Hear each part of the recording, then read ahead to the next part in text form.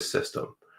So before I jump into my actual work, I'm going to tell you a little bit about the nitric oxide synthase protein, and then I'm going to tell you about some of the experimental tools that I used during this work I'm going to show you.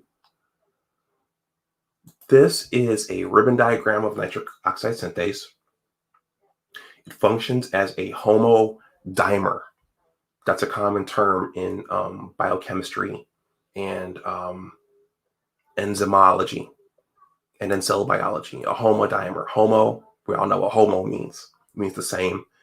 And a dimer means two parts. So you have a protein that has two parts that are the same. If you think about hemoglobin, which carries our oxygen, and carbon dioxide, that is a tetramer.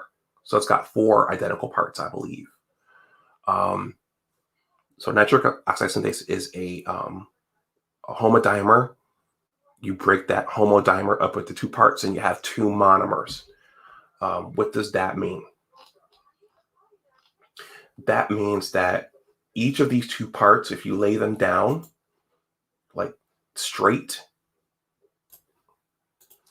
if you lay these down and take a look at them, each of those monomers, just focus on the top one, you have an oxidase domain and a reductase domain.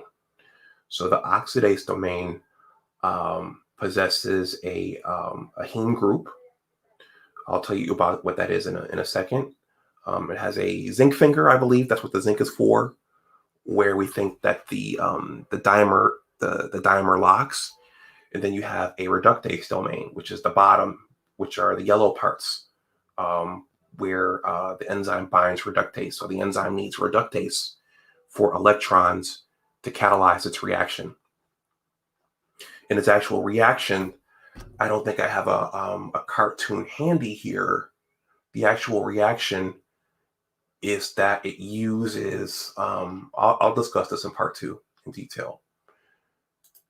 The actual substrate for the enzyme is L-arginine, which is an amino acid, which there are, I believe, 21. But the nitric oxide synthases use L-arginine as a substrate, and they catalyze the production of nitric oxide, which is a signaling molecule, which in men that leads to penile erection, and it does other things, and also it forms L-citrulline, which is a byproduct. So